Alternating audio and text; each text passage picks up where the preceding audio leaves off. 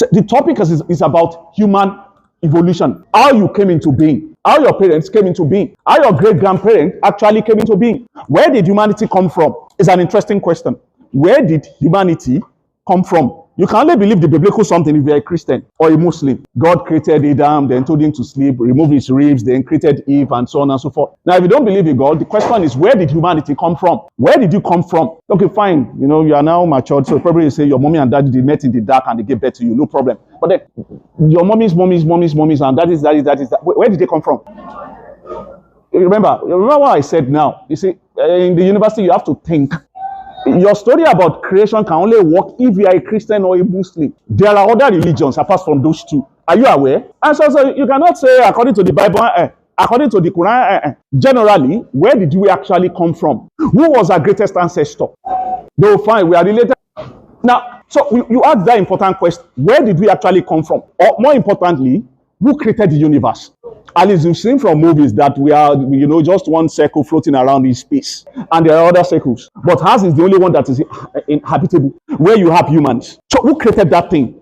That round thing that we call planet Earth? When was it created? When was it manufactured? So if you answer that question again, you now go to who created humans? When was the first human created? When was the first human being manufactured? These are important questions that you must know the answers to. Now, if you are saying God created the earth, fine, I don't have any problem with you. My question is, which day, which month, which year, what time that God actually created it? You celebrate birthdays. Have you forgotten? And you celebrate birthdays, every one of you every year. Yeah, you do that stuff. They said that was the day they gave birth to you, and so they even tell you the hour you came out and you were crying, and they hit you so you can cry louder and the rest of the song. So the earth should also have its birthday. Which year, which day, which month, which hour? I'm sure those are questions you've never actually pondered before. That's why we are taking this course. This course is important. That you have to know your identity. We get angry when they compare you to an ape or a monkey or a chimpanzee, but they are our closest relative. Ape, gorilla, monkey, bonobo. So they are closest relatives. Now the question you now ask is, how did we now evolve beyond the ape and the monkey? Why are we not like them? Physically, physiologically, structurally, we are not me. You are all like apes and monkeys. Your lecturer is always different from students, actually. So you are all related to apes and monkeys and gorillas. So the question is, when did you now evolve beyond the ape and monkeys and gorillas? That's why we call this course History of Human Evolution. Yeah, the course is actually very, very significant. And it will shatter most of the things that you think you know. It will destroy them. You answer that question about the origin of man and origin of the universe. Believe me, you don't know anything at all about yourself, about your makeup. When you steal something in the West now, all they need is your fingerprint. This hand, at least you watch that stuff in movie. Now they said, despite the fact that we have close to 7 billion people in the world, our prints are unique. The same for your eyeballs now. Your eyeballs print are unique. Who created that stuff? Your sweat are unique.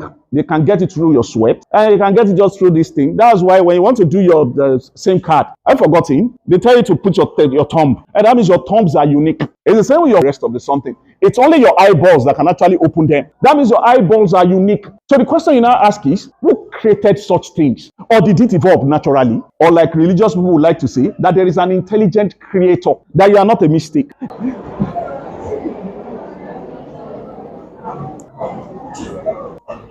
Now, say, in your own interest, our advice, you should be paying for this advice, but then I'll tell you for free. Whatever you think you know, whatever nonsense you were bringing from your secondary school, well, whatever knowledge, whatever rubbish you are coming with, you know what marriage is? That thing that brought your mommy and your daddy together. So, can you define marriage? Yes, let me help you. When a man and a woman, they come together and they live happily ever after, right? Or better still, marriage is the union of a man and a woman, right? Marriage is the union of a man and a woman. That is what you've been told, but that definition is wrong. Now, if you had said that thing now, you will fail spectacularly. Marriage has gone beyond a man and a woman coming together. A man and a man are now marrying. A woman and a woman are also marrying. Animals are also marrying. The inanimate objects are also marrying. There's a religion that believes that everything in the world has a soul. Your house, your tree, your fan. So if they have a soul, technically that means they can marry. So you're saying that marriage is between a man and a woman means you failed already to know anything. Or your government. This is a popular one that you should know. Remember when they tell you to define what they call that thing? Is it democracy? By the people, for the people, and one nonsense people. Can you remember? Presently, democracy has gone beyond that. If you give that definition, you failed already. That's why I say you don't define.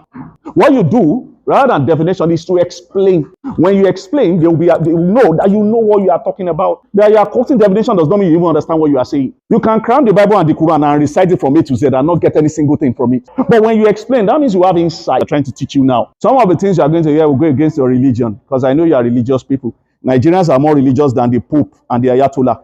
You are very extremely religious in Nigeria, as it is. Exactly. But this is not a religious class. It's a knowledge class. That is why you are here. So what I'm going to teach you about human evolution, we contrast, we compete, we go against everything you've known, you've been taught in your short years of existence. Then we'll talk about the creation of the universe. Why is Earth the only habitable planet? Mars is not habitable. Venus, all those other ones, they are not habitable. Even the moon itself is not habitable. What makes Earth to be so unique that we are now interested in traveling outside the Earth to look for other planets where we can stay? So just look at that logic. They now said no. Earth couldn't have actually emerged randomly. Somebody must have planned it. I mean, when they created human now, why would the person give us 2 eyes, 2 hands, 2 legs now? Could have given us 3 hands, 2 heads. 2 hands, 2 eyes, 2 legs. That stuff couldn't be random. That there must have been an intelligent creator behind it. Can I continue? No, just think that you are not a random object. Somebody must have planned. That's why in Yoruba concept in Nigeria, we call it Ori, destiny. You say all those things. You have a spirit, you all these things. You didn't just emerge by mistake. Science does not believe in that rubbish you're saying. Science will only ask you for proof. What is the evidence? You look at me and said I will fail, and you now feel it jinxed me. Science, what is the proof? Is the eye shooting sparks like Superman? How can you say it's because he looked at you and said you failed and you failed and you now said he's responsible? But what is the proof of that thing? That is the way of science. That's why they fight God. If you are saying God, have you ever seen God? Can anybody prove the existence of God? You say God exists, no problem. Where have you seen God? Can you describe God? Is God universal? And they change it again. If God is real, why do we keep having wars? Why are people dying? Why are people sick? Why do you have malaria? Why did you have COVID-19? Why are you a failure? Why didn't you pass JAMB once?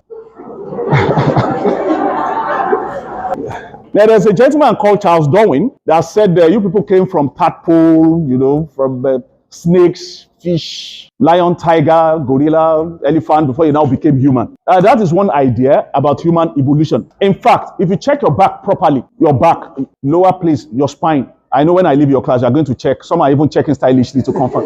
When you check that your back, you see, there's an English word for it. I'm actually trying to look for. If I remember, I'll tell you.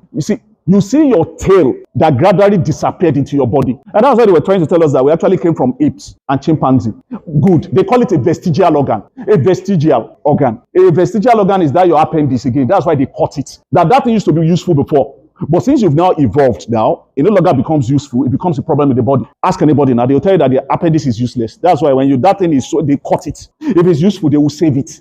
Appendix is not like your heart. When your heart has a problem, they won't cut it. They patch it. They fix it and put it back together. And the same for your kidney and for your lungs. But appendix, just cut it.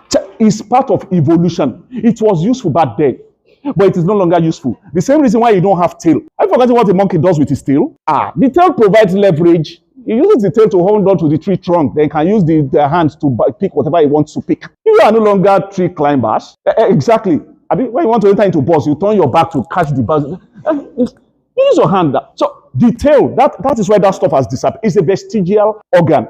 And it's true evolution. That's why I say you don't know anything about yourself at all. There are parts of your body that you didn't even know actually existed and was useful back then, but it's no longer useful. Good example. Do you know why vegetable turns your stomach? Vegetable. The thing is the witches and wizards from your village that, when you eat that thing. Do you know why vegetable turns your tummy? Do you know why some of you are actually intolerant of milk? Milk. You are not meant to take milk. Milk was never actually made for you. It's same for vegetable. Because you don't have that thing in your system that can break it down or digest it. It was good then when you were evolving, cave dwellers. But you've outgrown it now. But you still enjoy taking that thing. That is why when you take it, your system revolts. Let me shock you. At the beginning, all the continents were together. All the continents were together before they became separated. So if you had wanted to Japan then, it's a matter of you just trekking to another continent. All the continent, America, Europe, Asia, we were all together before they became separated. After millions and hundreds of millions of years, there was no Atlantic Ocean. That's water that separates them now presently. Everything was together before they became separated. It is also still part of evolution. Did you know how mountains emerged? Mountains. God got angry, was now hitting block, and the thing now is that. Did you know how mountains emerged? Water is the most powerful, one of the most powerful forces. One of the most powerful. Water. Fella lied. When Fella said water, get any is a lie. Water has enemies. You can drown through drinking water. You can drown by drinking water. I'm not talking about you falling into water. You can be drinking water and you drown by taking that water yourself. Remember that stuff in the Bible. When God wanted to destroy the world, what did he use? Exactly. Water is that strong and deadly and powerful. Actually, water capped mountains. All mountains were capped by water. Yeah, that water, that tap thing that you drink, water is that powerful. In Nigeria, I think during Buhari's tenure, water divided Nigeria into two through flooding. Kogi State was submerged. People could not cross from the south to the north. People would not come from the north to the south because of water. You've heard of what happened recently in Borno State now? Or you didn't see that video of what happened in Borno State? If you know what happened in Libya and Morocco, water wiped off entire cities, just took them away. Now, there are two competing ideas about the emergence of the universe. Universe is the world we live in. So there are two ideas. The first one, they refer to themselves as the evolutionists, from evolution. The first one, that is science, refer to themselves as evolutionists. The second one, which is now the church and the mosque and religious people, they call themselves the creationists. So there are two types of people when it comes to the creation of the world. Those that believed that the world evolved naturally from one level to the other. You can't get to 400 level without going 200 level. You can't get to 200 level without going 200 level. You cannot have a master's degree without having a first degree. That's evolution. That is science. That the world emerged out of nothing. That is where religious people will get angry. That it emerged out of nothing and it became something. That is evolutionist. Creationists will now say, no, God created the world. Exactly. Creation now, biblical creation in the Bible. The world was without form, it was without void. Then God said, let there be light, then separate this. And that is creationist. So you have two competing theories about creation of the world, of the universe. God created it, that is one, which is not scientific. Believe it, it is based on faith. How did humans emerge? God created Adam, remember? From then breathed life into him. Then he told him to sleep again, brought out his rib, which is why our ribs are not complete as guys. Then used that stuff to create females, and they are ungrateful. They still fight you and insult you and the rest of the something. Now, that is the creationist. Evolution will now say, and listen, this is where it gets interesting. No, the two chemicals came together. That was what started the process. Two chemicals came together. So there was life, and it evolved. From small chemical, biology, amoeba. Can you remember amoeba? Single cell organism. We are multiple cells organism. Then I say we all came from amoeba. From one, then there was self-replication, multiplication. That cell, you cut it to small pieces. When you cut it, now it spreads. When you try to fry egg, when you drop it in that frying pan, it spreads. I say cell multiplying. Then from there now, amoeba, that became a worm, tapeworm, then tadpole, frog, fish. Before you know it now, came to land, then came dog, came foxes, squirrel, then graduated again, lion, elephant, gorilla, then finally, human being, evolution. Can I confess? You see, that is what you now call knowledge. Scientists to tell you that we can prove what we've said. Scientists to tell we can prove everything what we've said. In fact, the creation of the world from the scientific perspective, there are about 5 theories from the evolutionary perspective, from the scientist perspective. There's the one they call the Big Bang theory. I don't know if you've heard of that thing. There was a collision of gases in space, that we are all product of gas. There was a collision of gases in space. Intense explosion. So when the thing cools down, it clears the planet Earth. In space, we are in space. You are not just feeling it, that the world is constantly rotating. That is what science told us. But your faith will not tell you that is not true. God created us and we were perfect. But science is now saying, no, we were created out of imperfection. As an afterthought, it was not anything intelligent design. We emerged randomly. The same way when parents are looking for a male child and they keep getting female. You see, before they had the child, they will be praying to God, God give us male. And all they keep getting is female, first one, female, until they get to the 8th one, female, and the man will just get tired and give up. Scientists will now tell you that no, it is division of the cells, Y chromosome, S chromosome. If you want this, then you do this one. Religions will tell you that no, God gives children. There is nothing you can do about it. That's the difference between the two. So creationists will say God created the world. Science will say it was the Big Bang theory, gas, explosion in space. And when the thing cooled down, after billions of years now, Earth emerged. When Earth emerged, after that, there's what they call vertebrates. They're a very tiny looking thing. Then you get after that the tetrapods. Tetrapods are things with limbs. Not humans, not insects yet. Very tiny that you need a microscope to see them. And they now said that is where we emerged from. After billions and billions and billions of years. That is evolution. Evolution is natural progression that is explainable by science. That's why you are now hearing of that thing they call climate change. That it is not God that brought flooding, that is bringing flooding on anything. No, flooding is caused by our human activity. Don't put everything at the doorstep of God. No, God did not want anything that way. Whatever you do, if you don't read, you fail. So it's not that it's God or the devil wanted you to fail. If you don't eat, you go hungry with your hand. It is not God or the devil, it's you. If you want to pass now, mathematics is simple. Read, prepare for the exams, and you pass. But no, creationists say no, faith in God matters. But you have to believe in God to pass. Can I continue? Creationism, and you have evolutionism. So people that believe in creation of the world, they are called creationists, which is what you get from most religious organizations. So people that now believe in the natural progression of things from one level to the other are now evolutionists. So one theory for evolutionists is the Big Bang theory. Another is that the world emerged from deep within the heart's crust. Deep.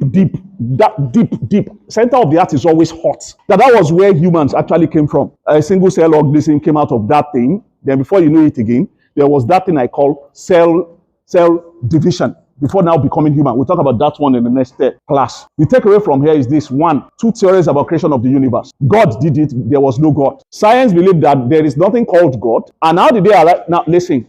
Interesting. Now, to arrive at their answers, the two of them uses different technique. To arrive at their answers, the two of them, creationists and evolutionists, they use different techniques. Creationists believe in deductive reasoning. Creationists believe in deductive reasoning. Deductive simply means you are doing something based on the knowledge you have about that thing. You already have a conclusion. You're in Nigeria, they'll tell you don't marry from a particular tribe, that the men from that tribe are wicked. Then they'll tell the man don't marry from a particular tribe, that the women from that tribe are also wicked. I'll say your answers are based on deductive reasoning. It is not testable. You've not subjected it to any lab experiment. It is based on your belief, what you know, what you have been told. So that is what you are now using to react, to act.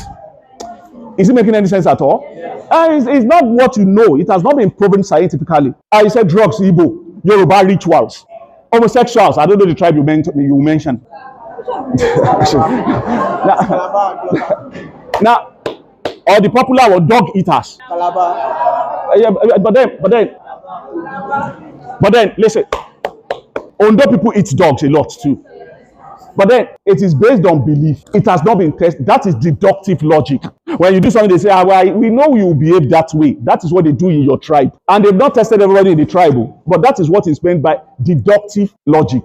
If your dad is an arm, you will become an arm robber. You can read everything you want to read. You are going to become an arm robber. And they say your generation, they are arm robbers.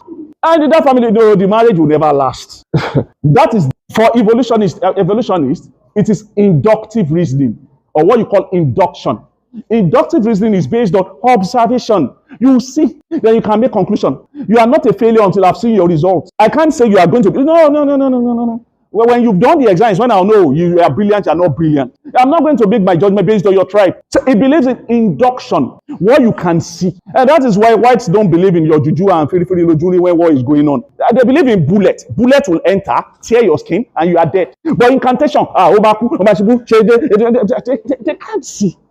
So induction is testable hypothesis. I cannot say anybody is a failure here because I've not seen your results. I cannot say, okay, all the levels, they are all those now because all the levels don't know anything. That is deduction. It's not based on any scientific evidence. But after first semester, second semester, I cannot say boldly, you guys, you don't even know anything in this class. And you might want to revolt and see your results now. That is induction. That is the way of science. That is why evolutionists are fighting creationists. Show us the existence of God. If yes, show us his working places. Show us where he has been creating. Exactly. Okay, it exists and we don't have any problem. He created it. Let him do it again. Let us see. Let us be there. We have us who will record. Give us the address to his palace. And we need that evidence. That is inductive. And that is why you can take paracetamol when you have a headache. But I go to just drink it. Drink it. And no dose. Just keep drinking it. As the pain is in my, don't worry, the thing will go there. Drink it. Can I continue? Yes. And that's why in Nigeria we react most times with religious tones. I reject it in Jesus' name. Amen. Yeah, you don't read, you don't come for class. I know I will pass by faith. I will know. Evolutionists will tell you that there are ways for you to pass. These are what you said. No, I have faith in my father. It's whatever he says that will come to pass. That is the difference. So you have deduction. We can laugh over it now. You discover that as you go ahead, you discover some of your colleagues are like this. They've warned some people not to associate with some people in this class. Before you pick a friend, ask for the tribe, because some tribes are deadly. And so you choose your friend carefully. Once you are getting friendly with that person, where are you from? Just say, okay. Not because that person has done anything, remember, but based on deduction, your belief that you've been